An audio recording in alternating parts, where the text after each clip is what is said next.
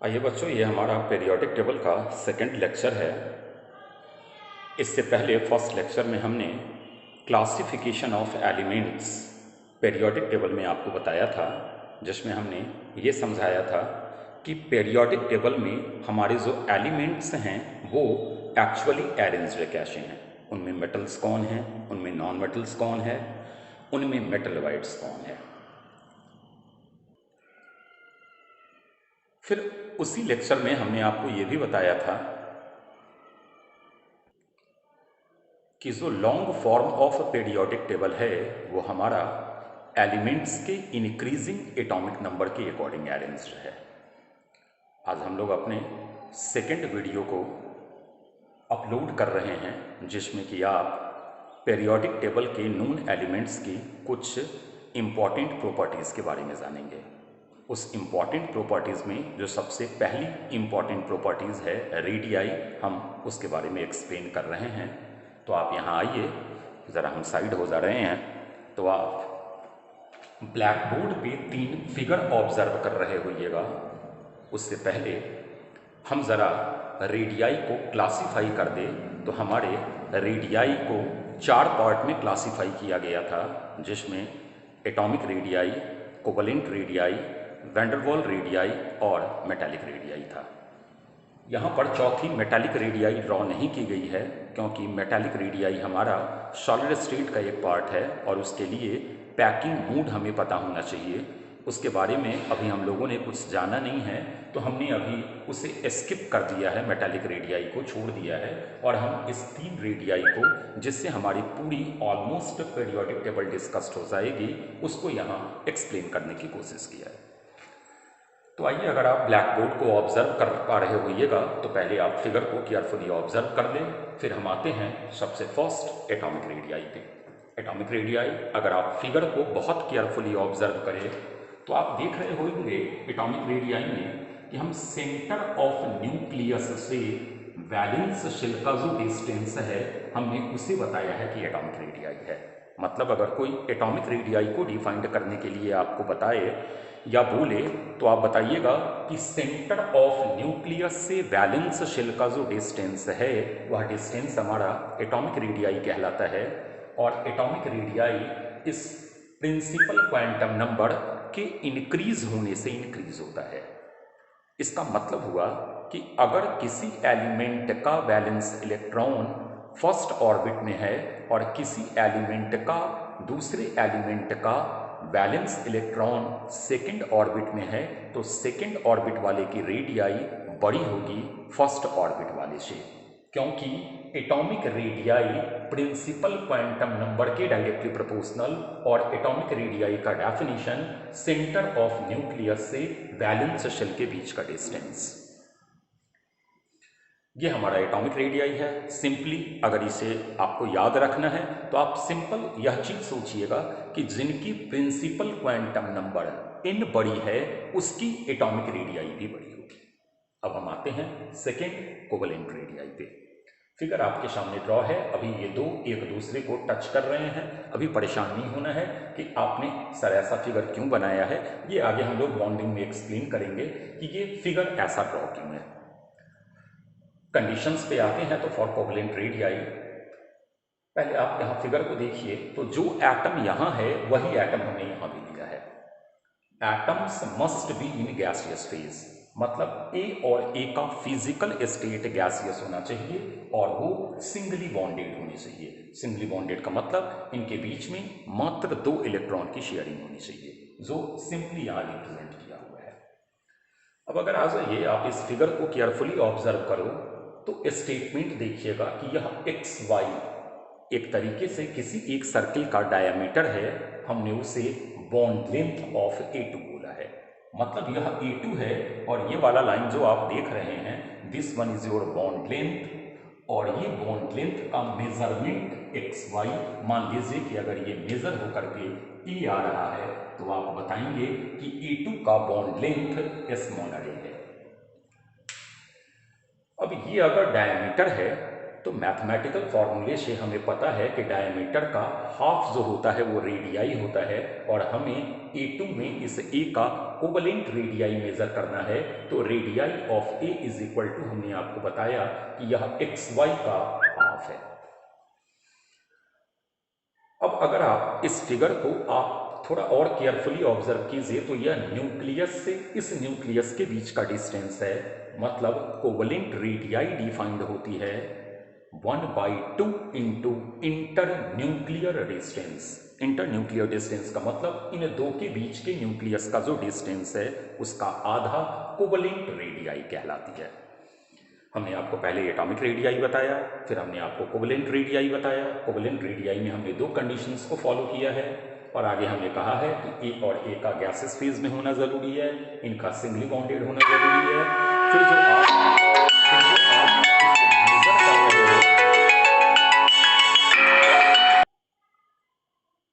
फिर जो आप इस इंटर न्यूक्लियर डिस्टेंस को मेजर कर रहे हो, उस इंटर न्यूक्लियर डिस्टेंस का जो 1/2 हुआ, 1/2 हुआ, वो हमारा कोवलेंट रेडियाई कहलाता है।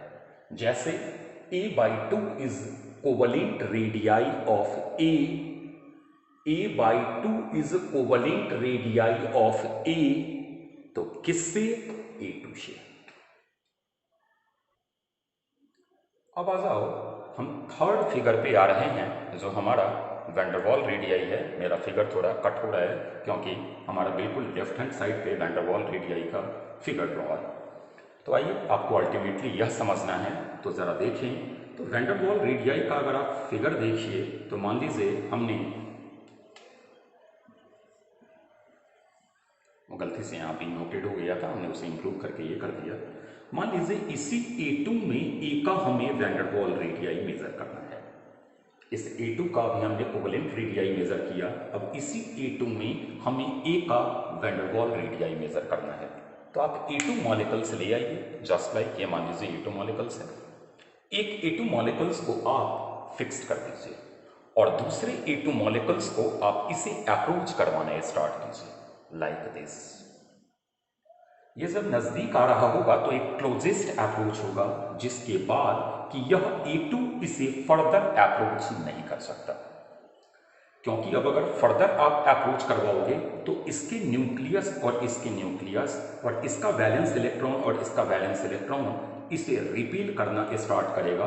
तो यह A2 जब इसे अप्रोच कर रहा हो तो वह मिनिमम डिस्टेंस जहां जाकर उससे और फर्दर इसे अप्रोच नहीं करवाया जा सकता, उसे हमने क्लोजेस्ट अप्रोच का नाम दिया। तो अब हम लोग को इस A का वैंडरवाल रेडियाई मेजर करना है, तो हमने किया क्या, जो फिक्स्ड हमारा A2 मॉलिक्यूल्स था उससे लेकर और जो क्लोजेस्ट हमारा मॉलिक्यूल्स था उस क्लोजेस्ट मॉलिक्यूल्स के बीच का जो डिस्टेंस है, जिसको हमने स्मॉल a से इस फिगर में दिखाया है, उस स्मॉल a का 1/2 इज द वैंडरवाल रेडियाई। अभी एक और फिगर दे रहे हैं, उस और फिगर से हमारा और ज्यादा क्लियर होगा। यहां पर भी कंडीशंस बिल्कुल वही है कि एटम्स का गैसेस फेज में होना जरूरी है, एज वेल एज उनका सिंगली बॉन्डेड होना जरूरी है। आइए अब व्हाइट बोर्ड पे देखिएगा, तो हमने एक वैंडरवाल के लिए सेकेंड एग्जाम्पल लिया। इस सेकेंड एग्जाम्पल में हमने डाइएटॉमिक मॉलिक्यूल्स तो लिया है, लेकिन हेट्रोडाइएटॉमिक मॉलिक्यूल्स लिया है। हेट्रो का मतलब A और B से मिलकर के बना हुआ हमारा ये डाइएटॉमिक मॉलिक्यूल्स है, AB, जबकि पिछले वाले एग्जाम्पल्स में वो डाइएटॉमिक तो थे लेकिन होमोडाइएटॉमिक थे, क्योंकि दोनों ये था। अब मान लीजिए कि हमें R वैंडरवाल ऑफ B कैलकुलेट करना है या R वैंडरवाल ऑफ A कैलकुलेट करना है, तो कैसे इसे कैलकुलेट किया जाए, तो समझाने की हमने कोशिश किया है। हमने क्या किया, AB को फिक्स कर दिया, एक AB मॉलिक्यूल्स को हमने फिक्स किया। अब जिसका वैंडरवाल रेडियाई निकालना है उसकी तरफ सेकेंड मॉलिक्यूल्स का इंटरफेस करके उसे क्लोजेस्ट अप्रोच करवाने स्टार्ट किया। जैसे मान लीजिए हमें B का वैंडरवाल रेडियाई निकालना है, तो AB यह फिक्स्ड है, हम जो सेकेंड AB के मॉलिक्यूल्स को अप्रोच इसकी तरफ करवा रहे होंगे उसमें B मॉलिक्यूल्स इस B के सामने होना चाहिए। वही काम हमने किया है, Y और X। अब this one is your closest approach earlier बताया गया था, जहां आकर अब ए बी इसे फर्दर अप्रोच नहीं कर सके। मान लीजिए ये हमारा मेजरमेंट ए हुआ, तो हमारा R van der Waals of B is equal to A by 2 है। सिमिलरली इस ए बी में अगर हमें आर वैंडरवॉल ऑफ ए निकालना है तो यह ए बी फिक्स था। अब हम इस ए को इसकी तरफ अप्रोच करवा रहे हैं। तो अगर आप केयरफुली देखिए तो मान लीजिए कि ये मेजरमेंट हमारा बी अगर आ गया हो तो R van der Waals of A is equal to B by 2। उम्मीद कर रहे हैं कि वैंडरवॉल रेडियाई समझ में आ गया होगा। अब अगर आप कोवलेंट रेडियाई और वैंडरवॉल रेडियाई के फिगर को कंपेयर करो तो एक चीज क्लियर है कि वैंडरवॉल रेडियाई कोवलेंट रेडियाई से बड़ी होती है। अब एक चीज ऑलवेज दिमाग में रखना है कि ग्रुप 18 एलिमेंट्स, जिनको नोबल गैस भी बोला जाता है, हमने अपने फर्स्ट लेक्चर में आपको बताया भी था कि ग्रुप 18 के सारे एलिमेंट्स गैस फेज में होते हैं। तो ग्रुप 18 जो नोबल गैस है वो ऑलवेज वैंडरवॉल रेडियाई मेजर करता है। Group 18 always van der Waals radii measure करता है, जबकि उससे पीछे वाले ग्रुप्स की आप कोवलेंट या वैंडरवॉल दोनों रेडियाई मेजर कर सकते हो। यहां तक की बातें कोवलेंट, एटॉमिक और वैंडरवॉल रेडियाई का जो एक बेसिक समझने वाली बात थी वो हमने आपको बता दिया। उम्मीद कर रहे होंगे कि यह 3 रेडियाई से आप परिचित हो गए होंगे कि यह 3 रेडियाई एक्चुअली किस तरीके से ड्रॉ किया जाता है या उनकी बेसिक कॉन्सेप्ट्स क्या हैं। अब आगे आइए तो हमारा फिर एक फिगर ड्रॉ है। डाइएटॉमिक मॉलिक्यूल्स होमो है, A2 X और Y है। Bond length of A2 is equal to XY is equal to radii of this A plus radii of, sorry this one is again A, radii of this A plus radii of second A। इस A का radii और इस A के radii को अगर आपने add किया है तो जो XY आएगा वो बॉन्ड लेंथ ऑफ A2 होगा। लेकिन आगे एक बहुत इंपॉर्टेंट इंफॉर्मेशन हमने आपको नीचे दिया है कि अगर इन दो बॉन्डेड एटम के बीच में इलेक्ट्रोनेगेटिविटी डिफरेंस हो, ए और बी अगर डिसिमिलर एटम्स हों और उनके बीच में इलेक्ट्रोनेगेटिविटी डिफरेंस अगर हो रहा हो तो वह बॉन्ड समवट आयोनिक हो जाता है। हम लोग केमिकल बॉन्डिंग में फाजन्स रूल में इन चीज़ों को जानेंगे।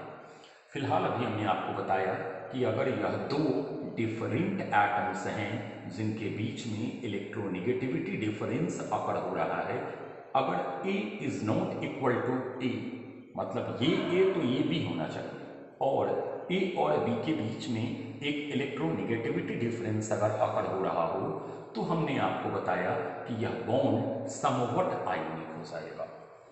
और तब जो आप बॉन्ड लेंथ कैलकुलेट कीजिएगा वो छोटा आएगा, और तब जो आप बॉन्ड लेंथ मेजर करोगे वह बॉन्ड लेंथ शॉर्टर आएगा एज एक्सपेक्टेड। आप जितनी उम्मीद कर रहे होंगे कि इसकी बॉन्ड लेंथ इतनी आनी चाहिए, सपोज कर दीजिए आप एक्सपेक्ट करोगे कि AB मॉलिक्यूल्स का बॉन्ड लेंथ 12 पिकोमीटर होना चाहिए या 12 सेंटीमीटर होना चाहिए, उससे अब आपकी मेजरमेंट कम आएगी।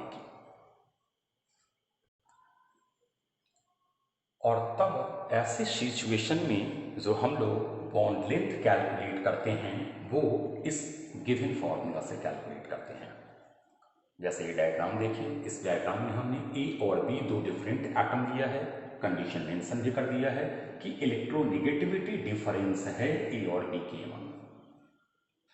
अब अगर हम बॉन्ड लेंथ ऑफ AB निकालें तो bond length of AB is not equal to radii of A plus radii of B, since electronegativity shortcut लिखा हुआ है, डिफरेंस इज प्रेजेंट। हाँ, अगर ये इलेक्ट्रोनिगेटिविटी डिफरेंस प्रेजेंट नहीं हो और डाई एटॉमिक मॉलिक्यूल्स हेट्रो भी हो तो यह फॉर्मूला लगाया जा सकता है, लेकिन इलेक्ट्रोनिगेटिविटी डिफरेंस आ जाने पर आपको यह एडिशनल जो एक टर्म देख रहे हैं वो इस फॉर्मूले में इंट्रोड्यूस करना होगा। तो हमने यहाँ पर एक फिगर ड्रॉ किया, ए और बी हमारे दो हेट्रोडाइएटॉमिक मॉलिक्यूल्स हैं, ए और बी के बीच में हमारा इलेक्ट्रोनिगेटिविटी डिफरेंस है, हम bond length of A B measure कर रहे हैं। तो हमने आपको बताया कि bond length of A B is equal to radius of A plus radius of B minus 0.09 electronegativity जो हमारा वैल्यू है ए का minus electronegativity value of B. इससे आप ए और बी का जो एक्चुअल बॉन्ड लेंथ होगा वो फाइंड आउट कीजिएगा। वहीं पर हमने आपको एक कॉन्सेप्ट और बताया कि अगर ए और बी के बीच में भले ही वो डाई एटॉमिक हेट्रो ही क्यों नहीं हो, लेकिन अगर उनके बीच में इलेक्ट्रोनिगेटिविटी डिफरेंस अगर नहीं हो रहा हो तो आप सिंपली उसे लगा सकते हो bond length of A B is equal to R A plus R B. मतलब इस फॉर्मूले को थोड़ा सा इंप्रूव किया जा सकता है, bond length of A B is equal to R of A plus R of B if electronegativity difference is negligible।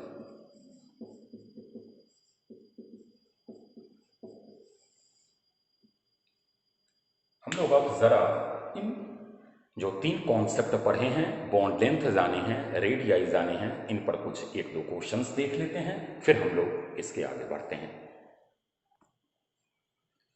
आइए, हमने दो एग्जाम्पल्स यहाँ नोट किया है। हमने पहले एग्जाम्पल में दिया है कि अगर बॉन्ड लेंथ H2 का 0.74 एंगस्ट्रम है तो रेडियाई ऑफ हाइड्रोजन क्या होगा।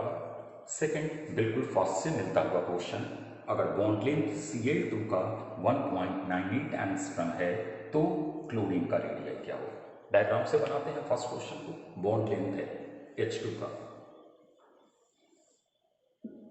H यही डिस्टेंस दिया हुआ है हमारा 0.74।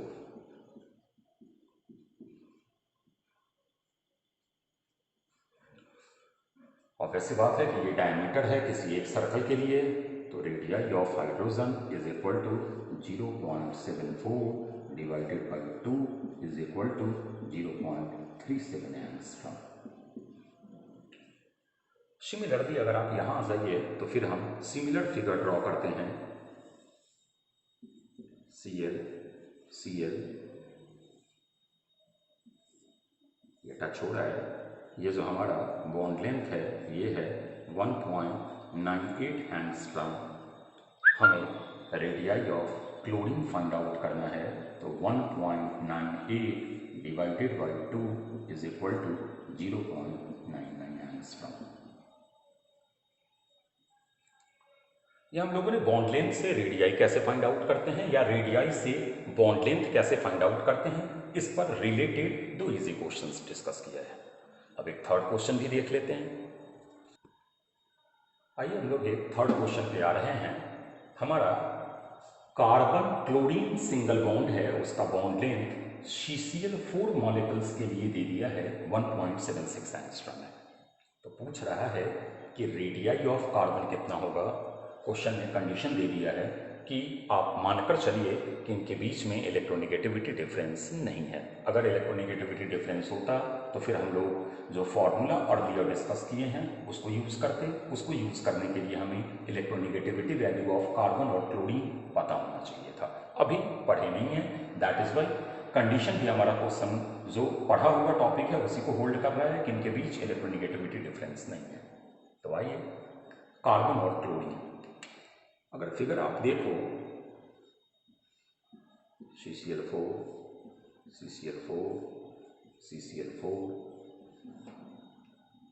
यही दे दिया है। कोई भी मान लीजिए इसे दे दिया हो, इसको दे दिया हो, इसको दे दिया हो, इसको दे दिया हो, ये आपको उसने अवेलेबल कर दिया है कि बॉन्ड लेंथ जो है वो 1.76 एंगस्ट्रम और ये इज इक्वल टू हो जाएगा radii of carbon plus radii of chlorine 1.76 angstrom is equal to chlorine का रेडियल अभी आपने फाइंड आउट किया है 0.99 एंगस्ट्रॉम, तो radii of carbon is equal to 1.76 angstrom minus 0.99 angstrom is equal to 0.77 angstrom.